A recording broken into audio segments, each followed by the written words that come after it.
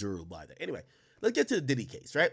So the Diddy case is pretty much going to come down to this. Yo, the way Diddy beats it. So I told you how Dirk beats it. Them witnesses got to stop witnessing shit. How does Diddy beat his shit?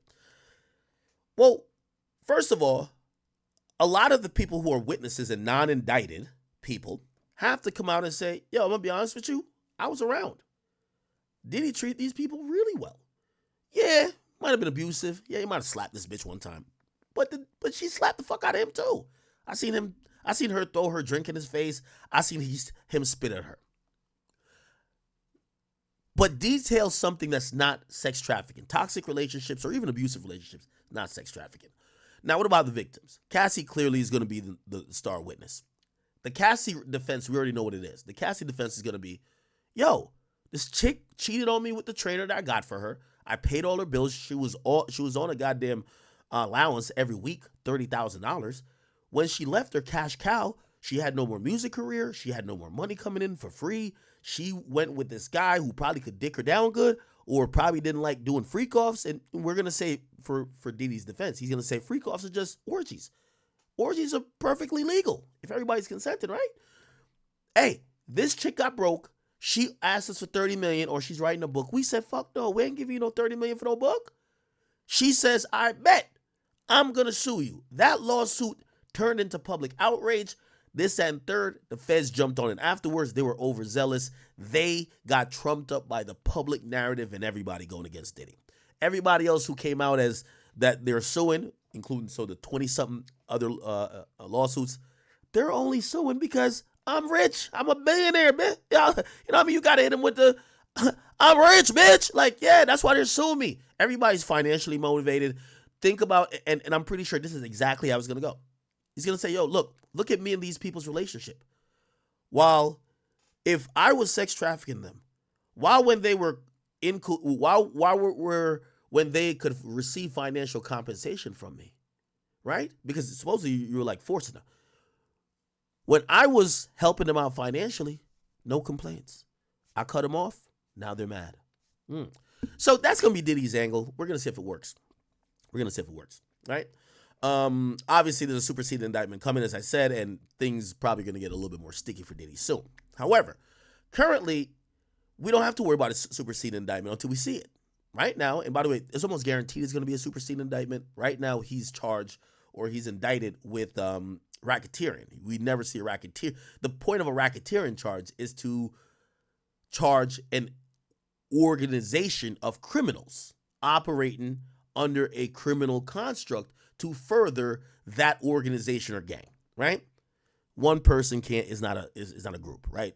Exactly. So we do expect to see that. Anyway, for them to try to get him out of jail now, you don't want to keep the billionaire in jail. By the way, a couple of things you're going to see come up a couple times. So I know I'm speeding through a couple of things, but I want to get to new stuff, but I want to get you up to speed.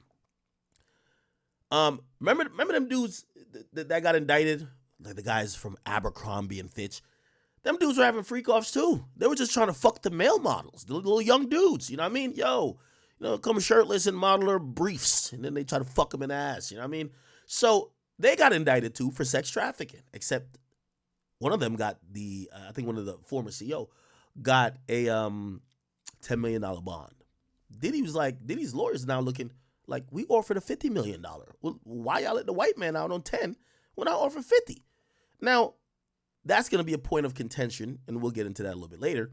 But that shows that even when you're charged with some of these things, there's a possibility you could get out, which the government has been using a lot in their, motions against Diddy to say this crime is so heinous that, usually when it comes to bond, the heinous aspect of the crime could actually prevent you from getting bond. It's just too heinous. It's just like, you got to keep this person locked up.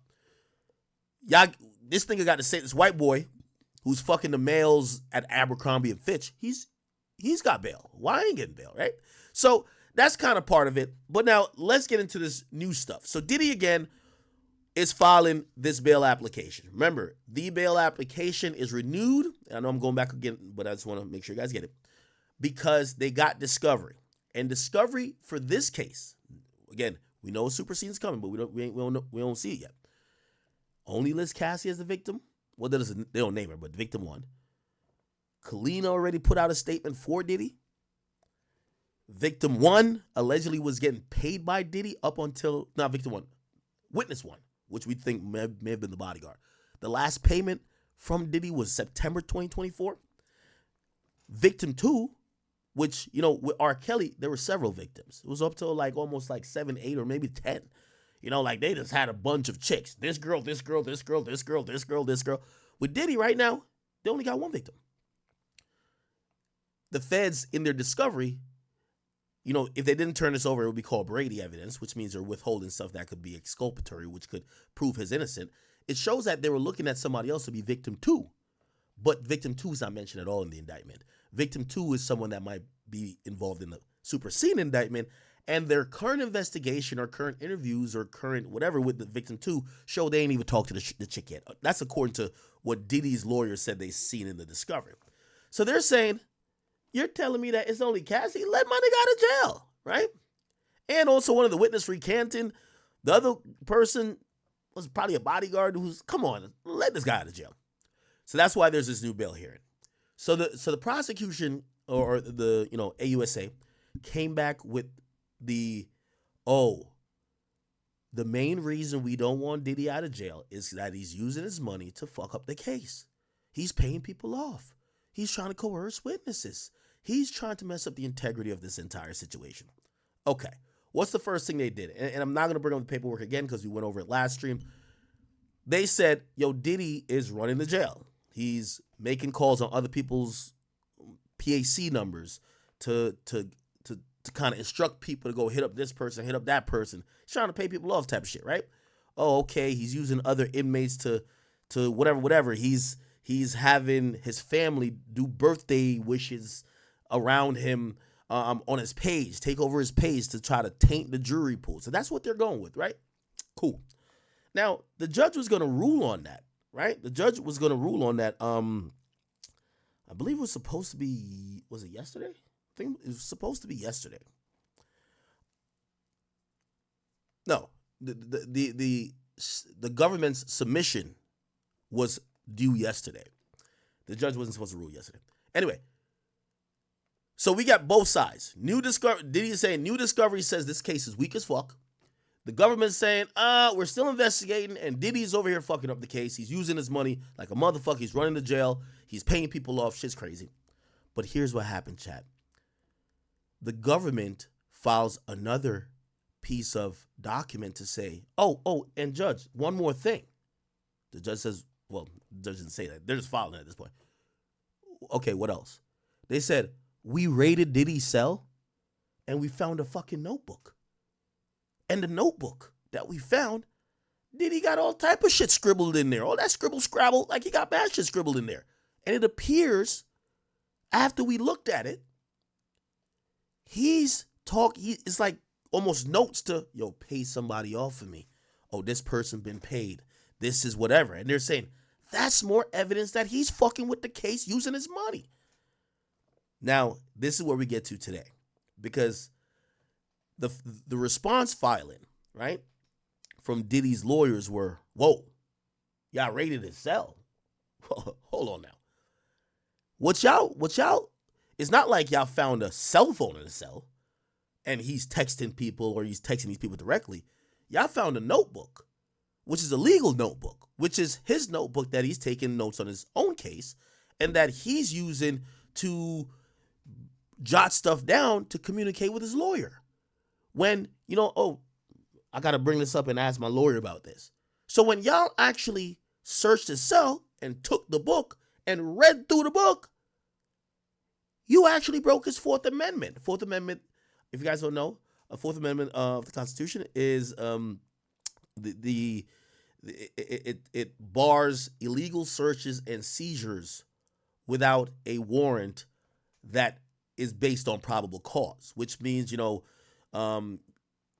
you have a reasonable expectation of privacy towards many things, whether it's, things in your house, whether it's, things in your phone, right? And a cop or a DA can't just say, yo, give me your phone and open it up. You'd be like, no, you have a warrant. right? It's the reason why cops just don't kick your door down without a warrant.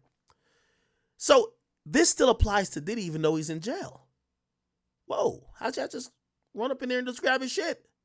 Now, what happened is that you're having a goddamn prosecutor say, oh, wait, well, I know the warrant thing, but really, he's under the custody of the Bureau of Prisons, BOP, and we do frequent searches of inmates' cell, like their prison cell, to make sure they don't have contraband or other things. So Diddy's lawyer clapped back and said, okay, we get that search, but what part of that got y'all reading the notes? The Bureau of Prisons does that. Why the hell did the Bureau of Prisons submit the shit they found to y'all to add to y'all case? If y'all found contraband, that should be another charge. But y'all didn't charge me with that. So it appears that y'all are still investigating me and y'all breaking my rights to investigate me more. Then another plot twist happens. This is crazy, John. One of the people who were involved in the search is somebody who's also investigating Diddy. It's like one of the cops who is investigating Diddy. So basically, it's like, this is almost, I know this is going to sound weird, but Diddy's lawyer has framed this in front of a judge to say, this is the equivalent of the cops kicking down your door without a warrant, finding a gun. It don't matter if that gun was used to kill somebody or not. They had no reason to kick your door down in the first place without a warrant. That's what pretty much in a nutshell happened today. We're gonna go through. We're gonna go through a bunch of paperwork, and then we're gonna get to some of the transcript. But I just want to give you an overall. Somebody said Ike, you're wrong. I'm wrong about what? What am I wrong about? To recap. Well, I'll get to it. I don't want to just respond to one person. Somebody said you don't need a warrant to search a cell. Okay, I'm using that as a tantamount. Hold on. I'm using that as tantamount to that. Here's the thing. They're searching. You're right. You don't need a warrant to search a cell. But what you find in a cell is not automatically admissible in your trial. That's not how it works. It doesn't work like that. The reason to search cells and inmates give up their right is for contraband, not for investigation purposes into the actual case. Do you understand what I'm saying? You can't just search their cell for evidence for your case of why you have them locked up. You're searching for contraband. That's a completely different thing. Do they have a phone? Does he have a boiled egg ready to put up his asshole or some shit? Okay, fine. Does he have a shank? But you can't be like, oh man, well, we already have him locked up. Let's see if we could go just search his cell and find anything to help make our case. That would be asinine, crazy.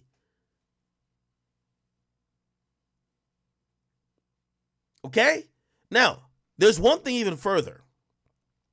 Somebody say you're wrong. I'm not wrong with that. You're not hearing what I'm saying.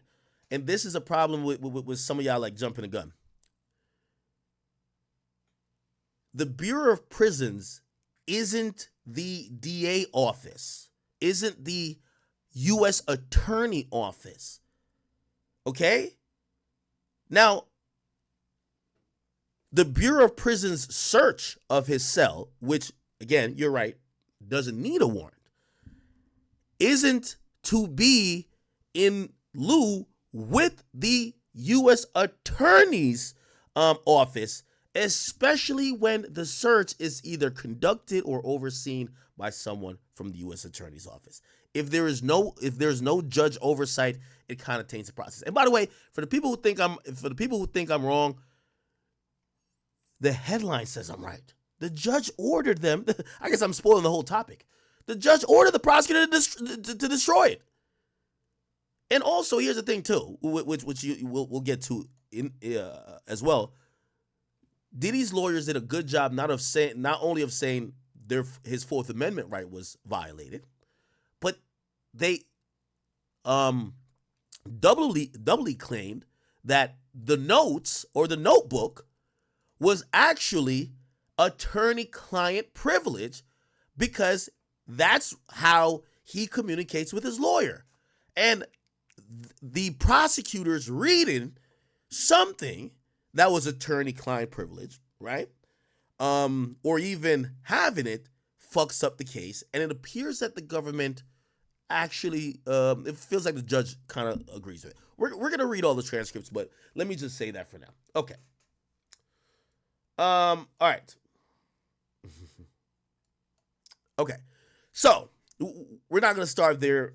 I do have, let me just make sure I have it right here. So, I do have it here. What is this? Okay, so the first thing I'm going to read is something that's important. I guess important. Okay, so this is a quick one. Apparently Diddy was being brought into court shackled. So he was like, cuffs on his hands and foot, or probably wrapped around his sternum, and his hands and feet are shackled. And the lawyer for him, Mark Agnafilio, basically said, we're requesting that he doesn't get brought into court with shackles. We want him to be unshackled prior to him coming in court. This was the letter. By the way, all this is going to be on the Academy.blog. Okay. We write on behalf of our client, Mr. Sean Combs, to respectfully request the court to direct the United States Marshal Service to unshackle Diddy prior to bringing him into the courtroom for tomorrow's hearing and for all future court appearances during the conference held on October 10th. Mr. Combs appeared in leg shackles throughout the entire proceeding without any justification. This was noticed by the press and the public. It is beyond dispute that a defendant may not be tried in shackles unless the trial judge finds on the record that it's necessary to use such restraint as a last resort to satisfy a compelling interest of such as preserving the safety of persons in the courtroom. Okay? It says, so essentially they're saying, in addition to concern, the shackles will prejudice the jury, the Supreme Court has blah, blah, blah. Obviously, there isn't a jury right now, but they're making a thing to say, hey, listen, there's no reason to shackle Diddy during these court proceedings. And because of such shackling prejudice, the potential jury pool undermines the presumption of his innocence, interferes with his ability to communicate with counsel, and offends the dignity and decorum of the proceedings. We respectfully request the court direct the U.S. Marshal Services to remove his shackles before bringing him to the courtroom. The judge actually agreed with that. The judge signed off on it right here. So it says so ordered. So he granted it. So Diddy showed up today, no shackles. Okay, cool. Now, let me see. Is it this or is it this? Okay. So this is the next filing. The next filing is this. It says, listen, we're writing in advance of today's hearing, and we're responding to the government's letter on November 18th. Now, remember that letter in November 18th, remember they said they found stuff in the cell, December 3rd. There was a bunch of stuff that was redacted, so we didn't know what it was, but apparently there was a notebook found. And in the notebook, he seemingly mentioned something that the government was taking as, we paid this person off, right? So we're having Diddy's lawyer respond to it. So the government letter reinforces the fact that the government has committed an egregious, willful, and harmful breach of attorney-client privilege and has become privy to defendants and defense counsel's trial strategies, including areas of expert testimony, witness strategy, and also confidential matters. Okay, this would be considered egregious. If, let's consider this combat. If I know the strategy of how you're going to come at me, I know how to kind of beat you, or I know how to prepare to beat you. So this is a big deal if you look at it in that sense. So, let's keep reading. It says the defense counsel has been, so Diddy's lawyer has been provided with 19 pages of material seized from Diddy's locker at MDC. According to the government, these 19 pages were given to and are in the possession of the trial team, which has already started using these privileged materials to his advantage. So they're saying that, the prosecutors that are going to try to put Diddy in jail for life already is looking at his notebook. It's like, anybody ever cheated? Anybody ever cheated in school? Anybody ever cheated in school? Like, and I'm talking about cheating. Like I used to know some niggas, they would get the final, somehow they would get the final exam. They would have the shit before class. Like before the test, before the final exam. That's kind of exactly what they're trying to say. Yo, what the fuck? How we finna go have a fair test? They already got the test before the exam. Anyway, it says based on the materials provided as Exhibit A, which by the way, Exhibit A was redacted. It appears that the government Investigator 1, took photographs of several different items. These include intact pages of 2 different legal pads, pages of an address book, and a ripped out fold-over page of a 3rd legal pad, a ripped out page of another legal pad, and a ripped out page of yet a different legal pad, as will be described below. For the first page, there's, okay, I don't want to keep reading, this is boring. All right, okay. So, this is the argument about the stuff that was seized from Diddy. They're saying the notes are privileged, okay? And by the way, it says, it appears that these clear written statements of the defendant were not provided to the defense as part of the discovery or Brady obligations if it were not for the fact that the government used portions of these privileged materials in an effort to hold him in jail. We would still never known about them. So when was the raid? We got to figure out when the raid was. Okay, we're gonna find out later. So essentially, they bring up, and we keep hearing this, and we're not talking about Tom Brady. When we hear Brady in court, and I feel like I'm getting y'all up to, like, y'all gonna be legal scholars still. When we hear Brady in court, it's like, imagine if police said you killed your neighbor, right? And then they lock you up for killing your neighbor, right? And then they find a videotape of the other neighbor killing your neighbor, and then they don't give it to you. They don't tell you about it. They're like, shit, we don't want to look stupid. We're going to keep prosecuting. We're just going to put him in jail. That is a really egregious violation. The prosecutor is actually beholden and has to give anything to the defense that was in their investigation, whether it helps or hurts, okay? And if they purposely withhold things that could help you, it's called a Brady violation, okay? And we've seen that in the case with what's the guy named from the Rust killing? A judge will penalize the prosecutors so heavily they might just dismiss the case with prejudice, saying you can't file this shit again. Like you fucked up and violated this person's rights. So what Diddy's lawyer is saying here is that whenever, we don't know when the search was yet, we're gonna find out. They're saying the feds had this information, and the feds did not turn this over. You know, the feds claim that they already turned over most of the discovery. Said they ain't turned over this yet to us, and they would have probably never told us about this if we didn't try to get Diddy out on bail for this 4th or 5th time, whatever you want to call it. So they're saying this is possibly them violating this Brady obligation, and that would be a violation, right? Okay. The notes are obviously privileged. It says of the 19 pages provided to the counsel, which, by the way, they did turn it over. So they turned it over supposedly the night before today. It says the notes reflect actual conversation with his attorneys concerning aspects of the trial preparation and his efforts to be released on bail.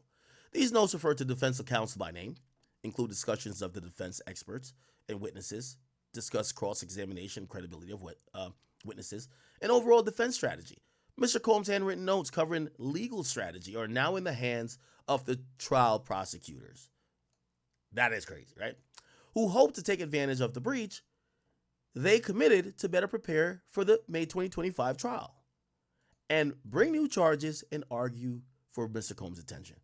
He keeps his legal materials in his locker. His notes are in the form of a legal pad, several of which the government has photographed, as well as loose leaf paper on which he makes notes. On top of his legal pads and notes, he has a folder marked legal.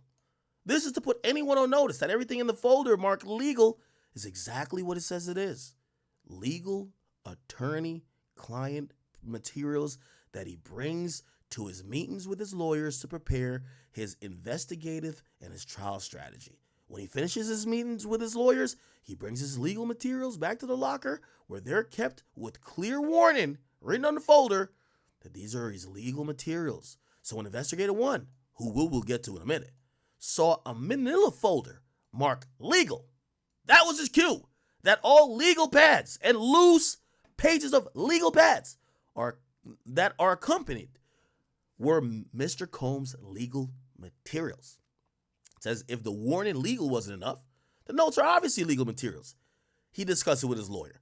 They repeatedly referred to his lawyer by name. On the 14th page, he writes about so-and-so. It's hard to imagine a more self-evident privileged conversation than a trial lawyer telling the defendant about blah, blah, blah.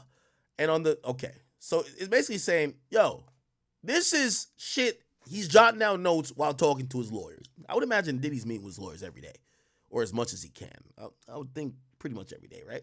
I don't know how his schedule works. If he's on 23-1 and he has an hour to fucking shower and fucking eat and wreck, or I don't know if he gets wrecked. Does he have to like forego that to meet with his lawyers, or does he get special time? I don't know. As discussed, okay.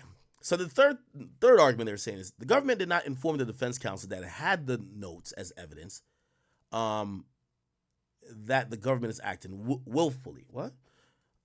Yeah. So they didn't tell him they had it as part of their discovery obligations. They opened the paragraph, blah, blah, blah, nor did they. Okay, cool. The government explanation of how it took these notes is riddled with self-contradiction and lacks common sense.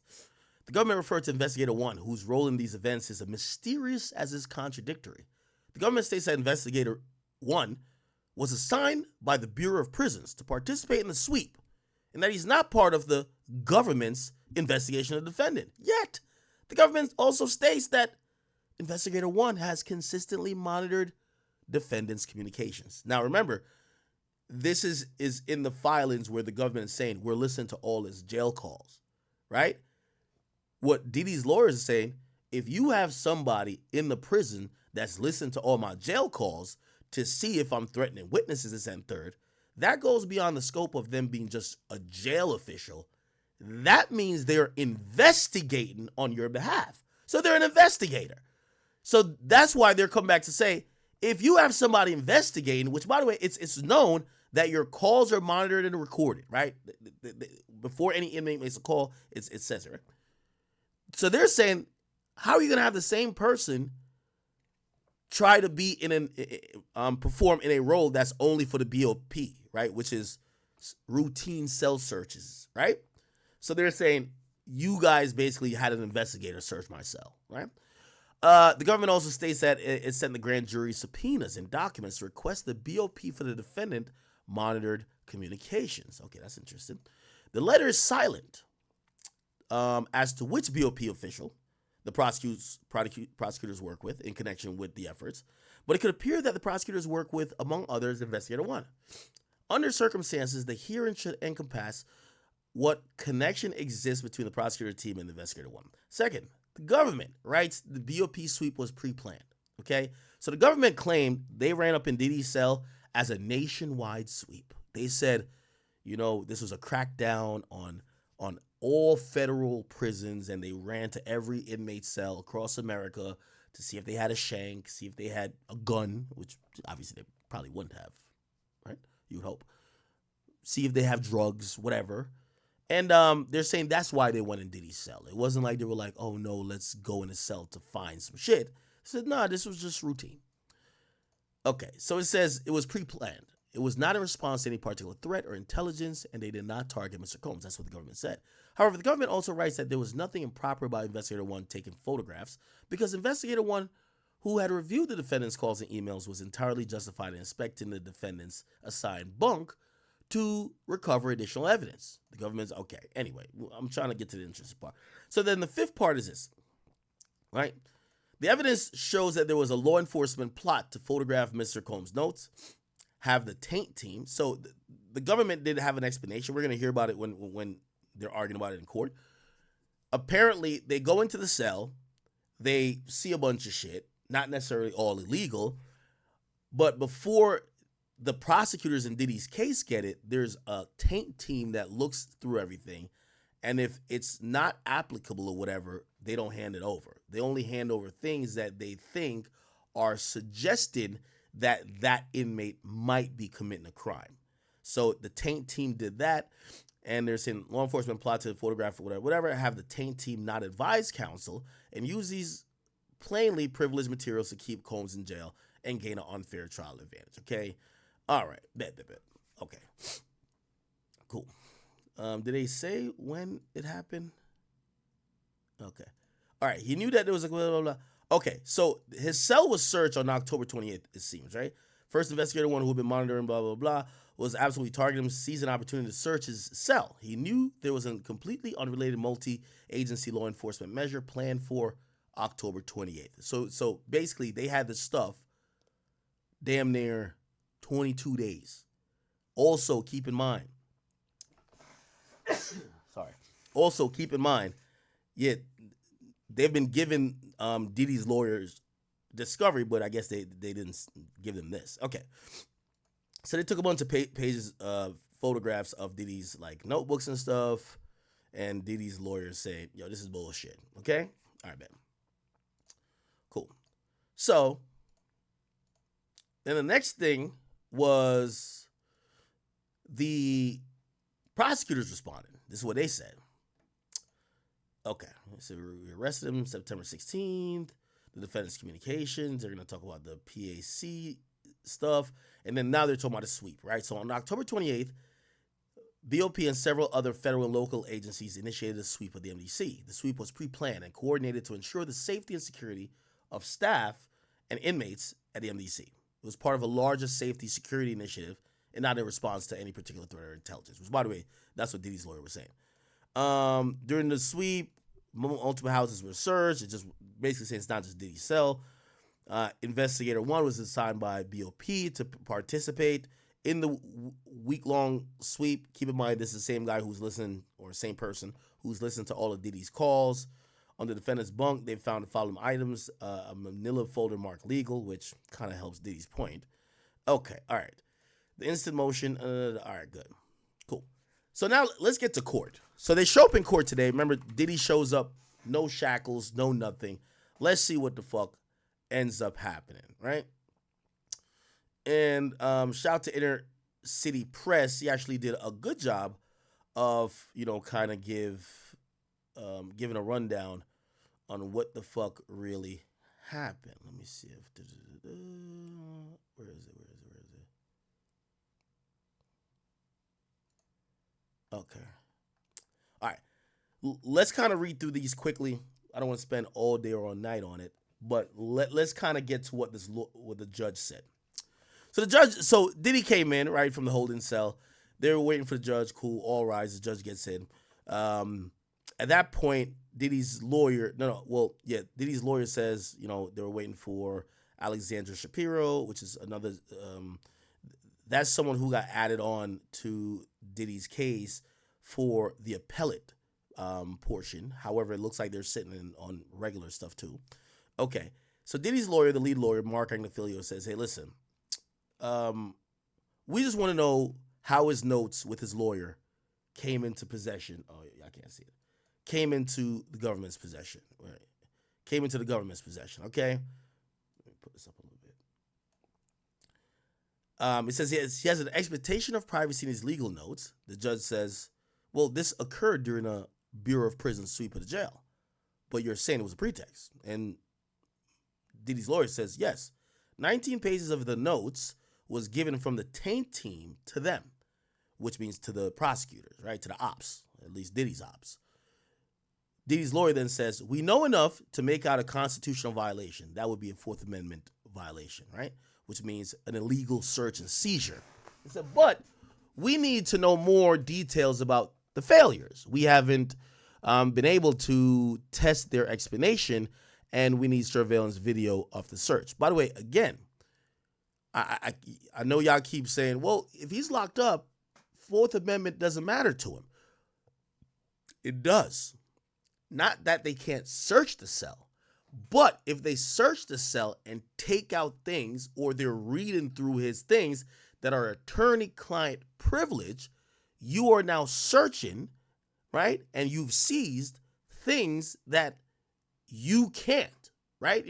That's actually protected, right? Now, if they look through his fan mail to see if bitches are sending him pussy pictures, nobody gives a fuck, right? Like, that's not protected, right? But his legal files with his attorney, he has a he has a constitutional right to that being privileged and private. Okay? Okay. All right. Yeah, so it says, okay, cool. It says, we need the surveillance video of the search. It says, we need the communications of Investigator 1. We need to know about the role of the U.S. Attorney's Office on what should be photographs. The search was for drugs. That's what supposedly the search was for. Drugs, guns, and cell phones.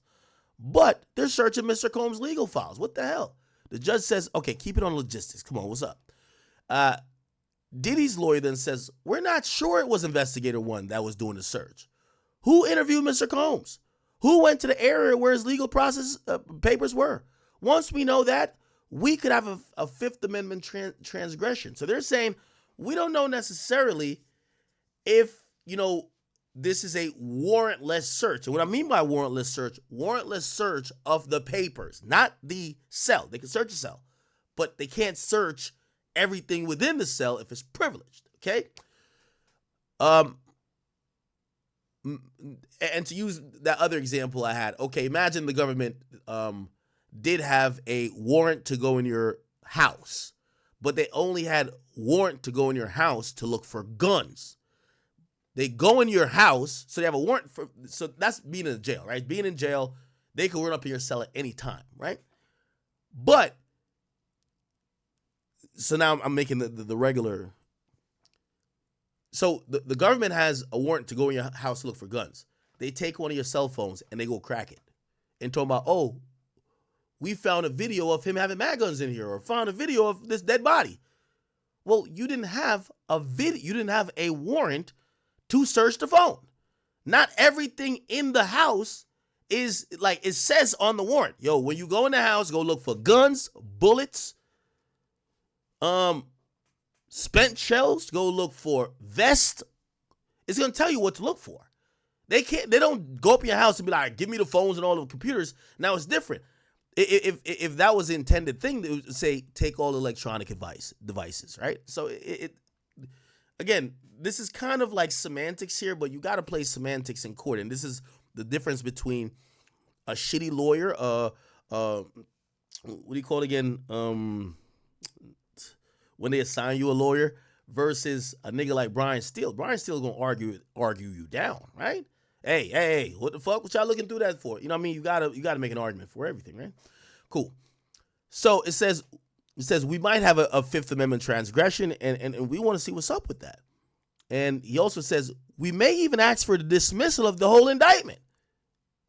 Send that boy Diddy home free with his baby oil, okay? Give him back his baby oil.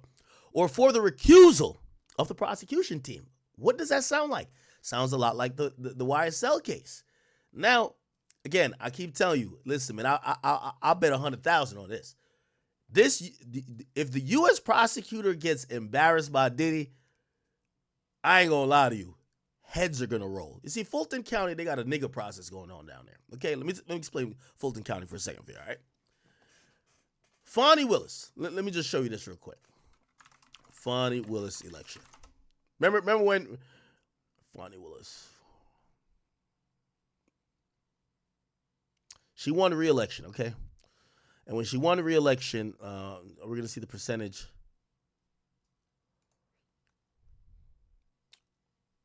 Here we go. Here we go. Fonnie Willis won the re-election over this woman. Remember the woman was like, yo, if I get DA, first thing I'm doing is dismissing the Young Thug case. Fonnie was still standing on and saying, man, we trying to send that nigga to jail for life. Fuck that. Atlanta is a Democratic place. Well, Atlanta's in Fulton County. Fulton County rocks Democrat. They ain't gonna they gonna put a black woman in there. They're not gonna put a white Republican in there. Like, only fans care about Thug. Who the fuck gives a fuck about voting for DA based on Young Thug? Respectfully. You know what I'm saying? So they don't give a damn. Fonnie Willis still won by a landslide. You get what I'm saying? So now, why did I say that? This is why they're so slack. There is no other option.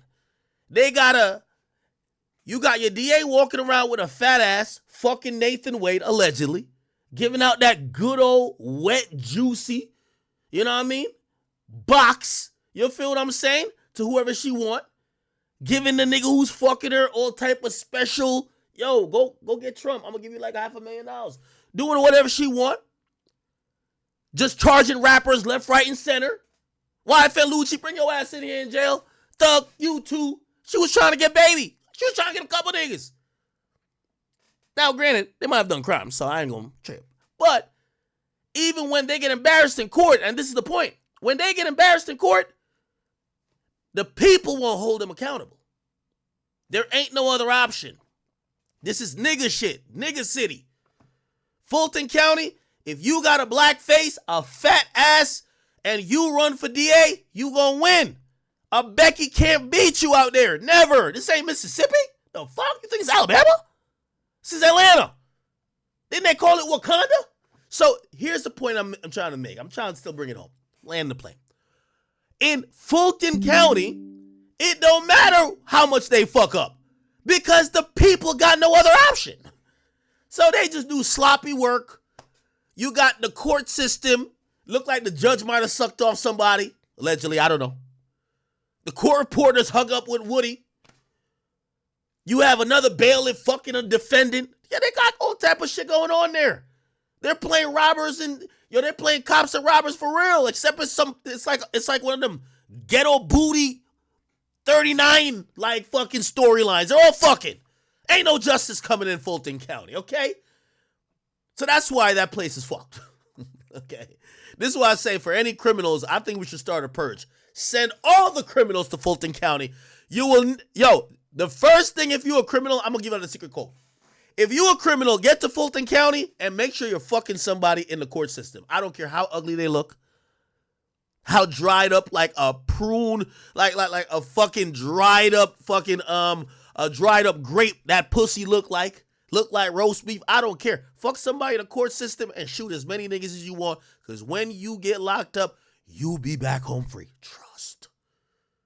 Atlanta is a bunch of bullshit going on. However, when we get to the federal system, even though some of these places, California, New York, they're usually leaning Democratic. There is a general oversight of these people.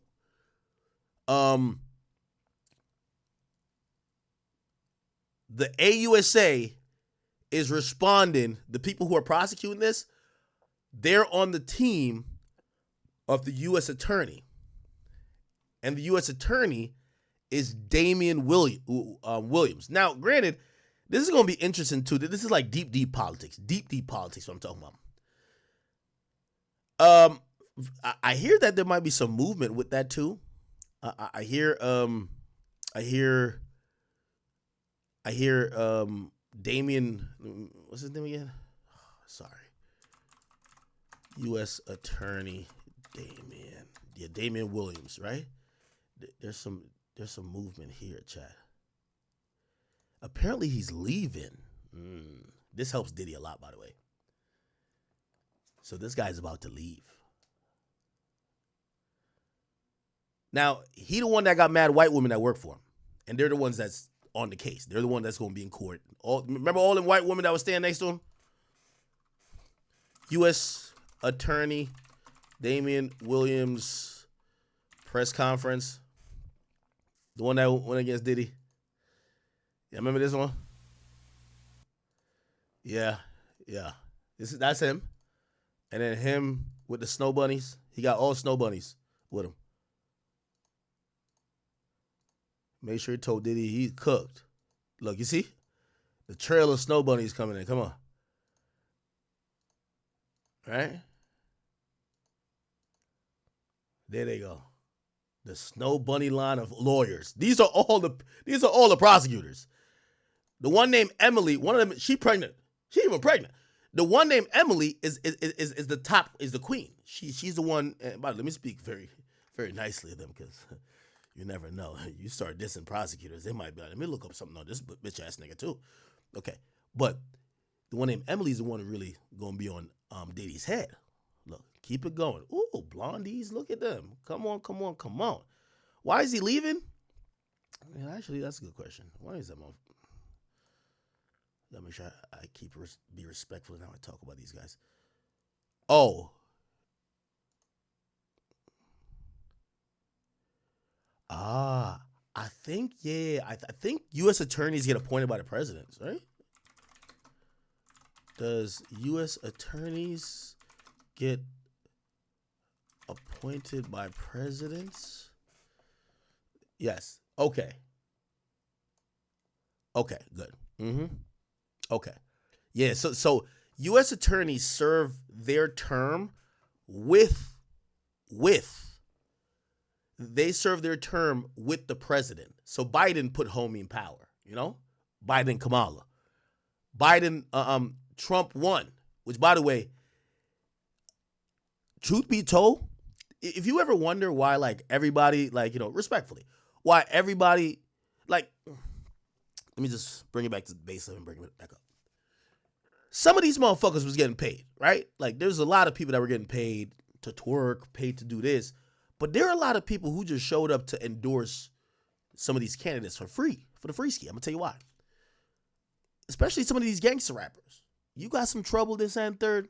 It does matter. It does matter. It's like, yo, you do me a favor, I might do you a favor. Any of these niggas ever need a pardon? It's gonna weigh a lot. Yo, remember when you were running for president and I spoke up for you in my city? Say OT7 quantity. Obviously, I don't want nobody to get no charges on it, but like, yo, that's gonna matter. It's gonna matter. It is gonna matter, right? Also, with the changing of a president, we get a new regime. Now, here's the thing too. So, interestingly enough, so the president of the United States appoints the U.S. attorneys, right? The Senate does give advice and consent, so I think they got to go through confirmation. But they also, and they do 4 years, and obviously the other president could keep them or let them go. Here's the thing, right? And by the way, I think the Attorney General of the United States usually kind of like, did Trump pick his Attorney General? Did he pick?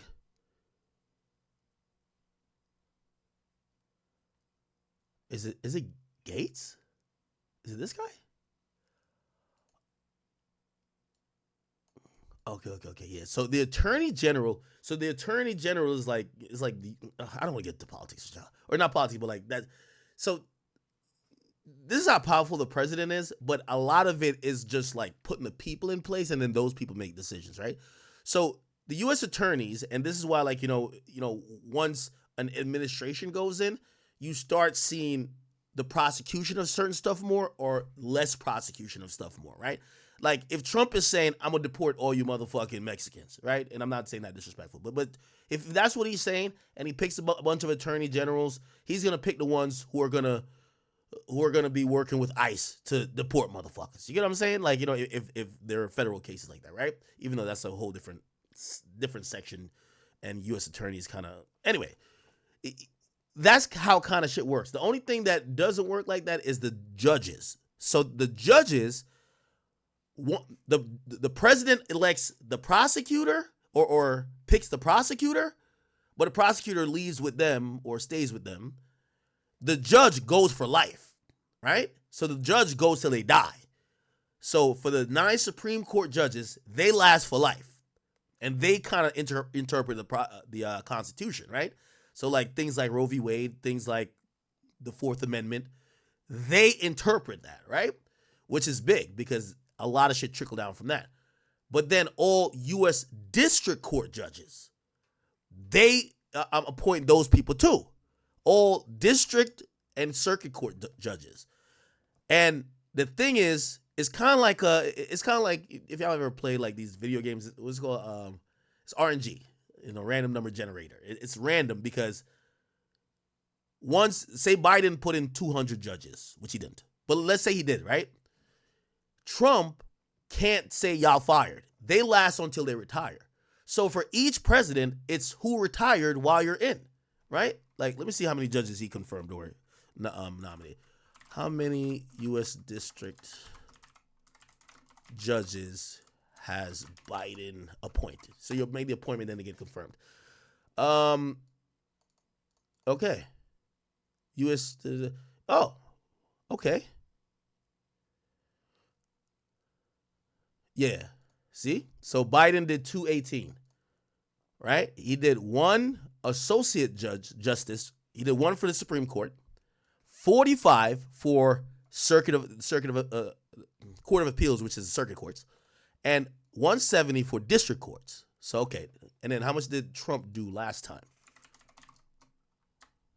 How many this has Trump appointed? What Trump did 234. So they kind of did around the same. He did 3 for Supreme Court, though. That's why people tight. But he can't control that. Niggas is retiring. They old as fuck. 54 for Court of Appeals and 174. How much did Obama do? Obama. How many district? Obama. Oh, damn. Obama did a lot. Obama did 329. Ooh, okay. Who was before Obama? Oh, well, he had 2 terms. He had 8 years. Who was before Obama? So that was 2008. Who was 2000? That was Bush, right? Was it Bush? Bush was before Obama? Bush was before Obama, right? Not Kennedy. Shut your ass up. It was Bush, yeah. George Bush. Okay, he did 327. Okay. So it looked like if you do 2 terms, you do about over 300. Trump is probably going to do over like 300, clearly. Yeah. So that's going to kind of be, but I don't think no one else appointed more people. How many Supreme Court justices appointed most by any president? They'll tell me. Which president selected the most Supreme Court justices? Let's see.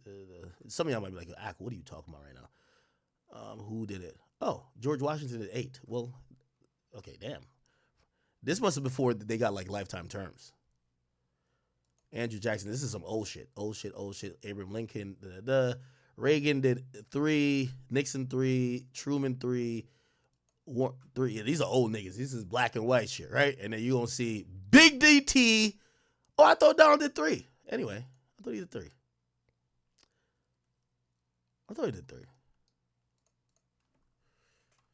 Supreme Court justices. Like, for example, and also I'm going to tell you how Supreme Court matters too, right? So, like, even this Diddy stuff we talking about, that's a Supreme Court-like issue, right? Like, bail, they don't give a fuck about your bail. But the argument on Fourth Amendment of a inmate, that's something the Supreme Court would listen to. So this is going to be huge. Diddy got the best lawyers. They're going to lobby. I'm pretty sure, I don't know if Trump wants to kind of like be seen as kind of getting his back, but Trump could probably, Trump and his administration could kind of get that to the Supreme Court, but I don't think Trump and his people want to be tied in as you're supporting Diddy. They're already getting problems with like Gates and all these other people already. Let me see who anointed these guys. Bush did the first one. This is the black guy who they said this is the actual Uncle Tom, because this guy, he's super conservative, right? They hate this motherfucker, and he's like the second behind this guy, really. Who put him in there? Bush gave him 2. Okay, and then Bush gave this person 2. Goddamn. Barack gave her, Barack gonna put a woman in there, Sonia Sotomayor. Also, here's the thing with this too, which was, I'll get into some other stuff later. A little bit of politics, not too much. A lot of the shit they're talking about, Trump put some people in power. When Barack, and I don't know if it's racist, when Barack was president, they changed the rules of confirmations. Barack Obama, rule change confirmation. Yes. So in 2013, right? So Obama was still president, right? Because he was president from 2008 to 2016, right? So let me tell you what this meant. and it helped Trump out a lot, low key. So what happened was that when you appoint somebody, the Senate has to confirm them. They go through these hearings and third, then they make a vote. And essentially, it's like a really weird process because you're telling the president no if you vote against what they're saying. Barack Obama was having a hard time putting judges in. Like, he would appoint a judge, and it gets to the Senate, and they would vote it down. So they then changed the rules, right? Because they said that they were, and it wasn't only for judges. The Republicans were blocking because Barack, and that's one of the reasons he probably wasn't one of the best presidents, even though we love Barack, because he couldn't get a lot done. There was so much filibuster going on with him. When you're the president, you need the House and the Senate, and they were Republican and he's Democrat. So they're like, fuck this guy. Everybody love him. He got like a nice little, he think he James Harden, and nigga look like he fuck bitches. Fuck this nigga. So everything he was trying to do, they were like, fuck that. They were voting no. So they then changed the rules because it says for the first time in history, the Republicans, they were hating on this nigga crazy. They were using a filibuster to prevent Barack Obama from appointing executive team and appointing judges. So they changed the rules, right? So they used to need 60 votes. So it's 100 people in the Senate, two representatives, 2 senators from each state. They then changed the rules to say you don't need 60% of the votes to confirm somebody. You only need majority, which is 51, right? Now, that helped out Trump a lot because when Trump won, a lot of other motherfuckers won with him, right? When, like even now, when Trump wins, they got control of the House and Senate. So whatever Trump says, that shit's gonna go. Like whatever he says, he could say, or not whatever he says, but like if he appoints fucking Beavis and Butthead, and fucking if he says Kodak Black, like I just seen this thing. I think it's a fake thing though. Dr. Oz, I think it's fake though. They said Trump picks Dr. Oz. Yo, Trump is wildin'. He picks Dr. Oz to lead Medicare. Niggas is like, yo, who is he gonna pick next? Is he gonna pick Kodak Black to lead the fucking CDC? What the fuck is going on? Nigga pick Dr. Oz. The next thing he gonna do is pick Dr. Phil to lead the fucking to fucking lead the whole health shit. Anyway, but when he picks these motherfuckers, they only need 51 votes in the Senate, and I think, look, who has control of the Senate right now? Well, okay, after election. Yeah, Republicans won it, so they have 52. So essentially, they have 52 Senate seats, right, which are Republicans, 48 that are Democrats. So if Trump appoints Akademiks to run, I don't know, some international affairs, and they might be like, who the fuck is Akademiks? We don't want that nigga to run shit. He ain't got no experience. They start grilling me and all these like congressional shit, and I'm like fucking just sound like an idiot. It gets to a vote, right? Usually, well, they might try to prevent it from getting to a vote, but when it gets to a vote, unless you want Trump to be mad at you, if you're one of the 52 Republicans, you better vote for what Trump wanted, nigga. So that's kind of how like politics is. It's such an interesting. I find it hilarious. I like kind of watching it. I don't know if anybody watched House of Cards, but shout out to y'all. Okay, I strayed off the path. I know that's one of the classic academics tandems or tangents. Actually, let's get back to Diddy. Right. Let me kind of touch back on what I was talking about the Diddy thing. What I was saying is that the Damian Williams guy, he's leaving. Now, keep in mind, I'm going to be honest with you, I don't know how much the Trump administration is going to be gun-ho in trying to prosecute cases like this against these rich celebrities. By the way, as I said how politics work, I guarantee, look, Abercrombie CEO. if you're the CEO or former CEO of Abercrombie and Fitch, maybe you don't know Trump, but once you get to be making that type of money, I'm pretty sure you've greased a lot of pockets, lobbying money, donations. That's where that should try. You're hoping it comes back around, right? Like, you know what I mean? Like maybe, the administration's like, why the fuck are we wasting resources trying to prosecute niggas just fucking bitches? You know what I mean? Like, again, that's how kind of politics play into some of these like federal charges. So anyway, I say that with Diddy because the prosecutor, who is a Joe Biden, Kamala Harris, super woke, let's stop these, last tangent. Y'all notice, really, once Biden's operation or like his administration got popping, that red pill fuck these whole movements died, right? Because the woke motherfuckers, that was their administration, right? The woke motherfuckers, they like, it's like, oh, call me my pronoun, I'm a they. Like, it's who was rocking when Biden and them was popping, right? So all of the niggas who was like, you're misogynist, you hate women, one of those type shit, right? Cool. Check this out. Trump back in office. This shit about to flip once again, man. It's gonna be like, man, fuck y'all. Man, fuck y'all. You know what I'm talking about. Man, fuck y'all rights, nigga. The fuck? We back on some shit, man. Trump gonna be clowning these hoes. He might be calling chicks bitches. Like, Trump on some shit. You're gonna watch the whole shit just turn back around. Again, this is how much, the president kind of sets the palette for what's gonna go on. Now, I don't know what era you like better. The men fighting in women's sports or Andrew Tate going crazy. I don't know. Whatever you want to pick. But still,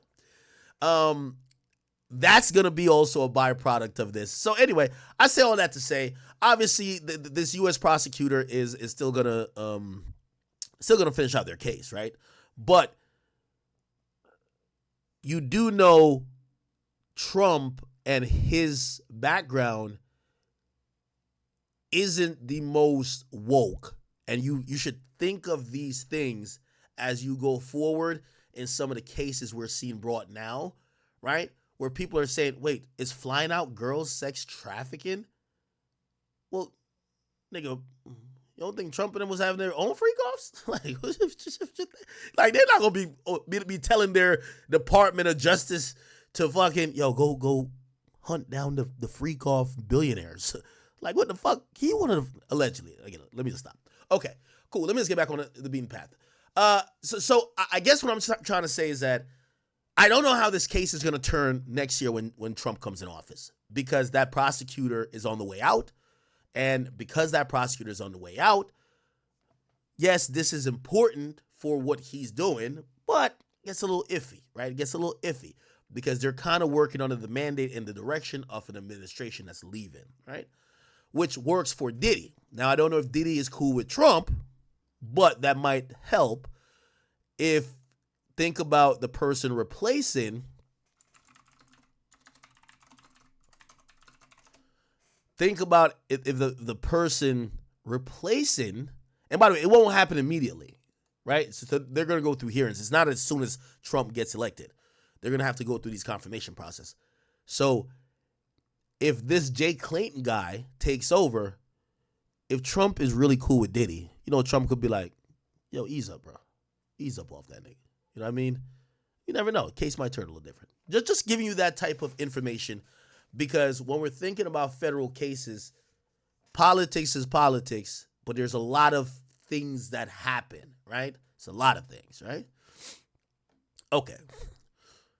And I guess I was saying this is why people help out politicians, because a good politician never forget.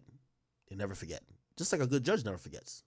Brian Steele donated you a lot of money. You ain't gonna give his fucking client 45 years. Tell that nigga to walk out of jail and go this Gunna. Okay. All right. So cool. All right. Damn. I feel like I did a lot. W tangent or L tangent, people? Probably L tangent, right? I know. I went through a lot to get to there. Apologize. I'm trying to give y'all some explanation of makes, but I'm trying to give you in layman's terms to make shit make sense. Because I was once like you and I just didn't understand what everything means. But I'm kind of just trying to give you the game, right? I hope you guys kind of got it. We're back on to reading the transcript, okay? Cool. All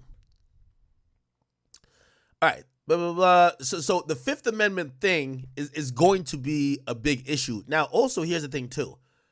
A great lawyer, as we've seen with Brian Steele, you want to raise all these small issues now that if he does get somehow convicted, when you go for an appeal, you would have a lot of different reasons to get a new trial or overturn the verdict, right?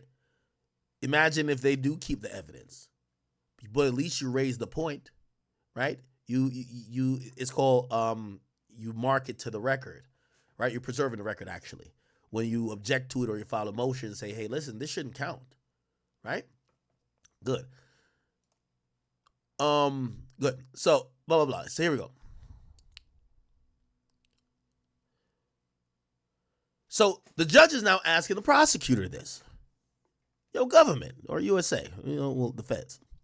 What happened here? Why are y'all taking pictures of Diddy's notebooks? And the AUSA, this is Mary, she's saying none of the prosecutors had any contact with them. But then the judge says, come on, you know what I mean. Investigator 1 was monitoring his communication in and out of jail. Okay? Not in and out of jail. In and out.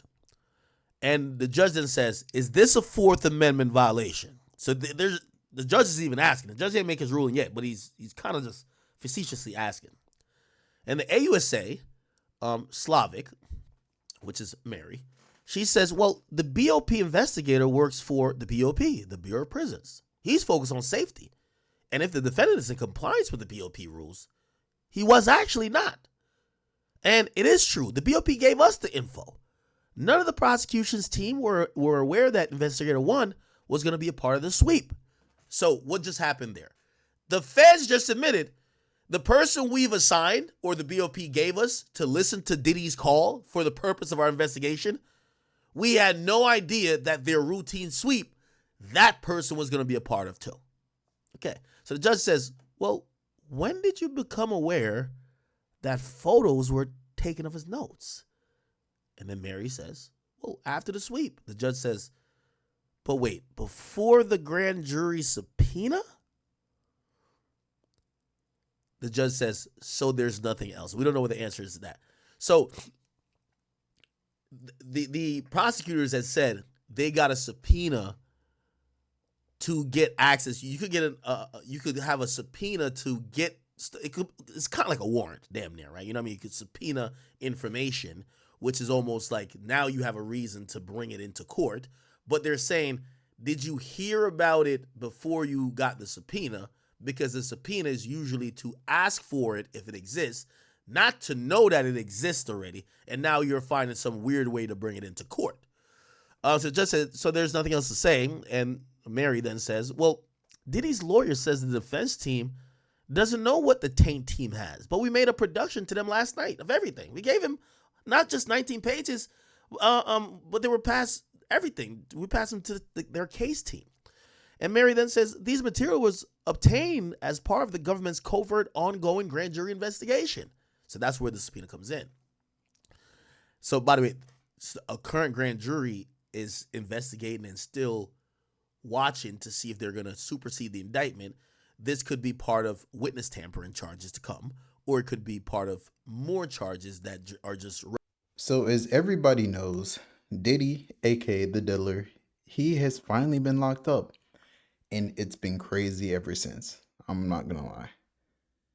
Now, you feel me? He's in prison, or let me rephrase, jail, on suicide watch. You feel me? That's kind of a crazy life. You go from being a billionaire, mansions all over the world, having freak offs, you feel me, with women and men, you feel me, 1,000 bottles of baby oil. Man, even though I do think Diddy is very, very, very, very guilty, I want to ask one thing. If what Diddy did is considered sex trafficking, isn't like what every like high profile entertainer who like fly women from Instagram like all over just for sex trafficking as well? Like that's a question I just want to ask. You feel me? Because you gotta call a spade a spade. If Diddy's doing it, then you gotta look at almost every celebrity who does the same thing or who throws big parties and you feel me, women pull up and they do crazy freaky stuff at those parties, bro. Like I don't know. So like, and I only asked that because I really sat there and thought to myself like, man, I don't necessarily feel bad for Diddy, but and I don't think Diddy is a good person. And I think he probably, when they really investigate deeper into Diddy, they're gonna find way other stuff besides all this freak stuff that he probably did do. Man, this freaky stuff and all the allegations and stuff, like how you see all the executives and stuff stepping down. Diddy is coming, bro. I no Diddy, but Diddy is coming. No Diddy. I think he's gonna expose everyone, and like labels are scared and they're trying to get rid of everyone and everything. If Diddy ends up like the dude, the who's that one dude with the island who killed himself? If Diddy ends up like that, we should not sit there and act surprised. You feel me? But it's your boy Big X News. Make sure you like, comment, subscribe. I'd say pray for Diddy. Honestly, pray for Diddy, man. He probably needs it right now. It's probably fiending. Probably Meat Mill's on the phone with him, trying to keep him calm. Feel me? He's probably telling Meat Mill, send me some pics over. You feel me? I miss you. I like when you do it like that. But you feel me? It's your boy Big X News. Make sure you like, comment, subscribe, and I am out.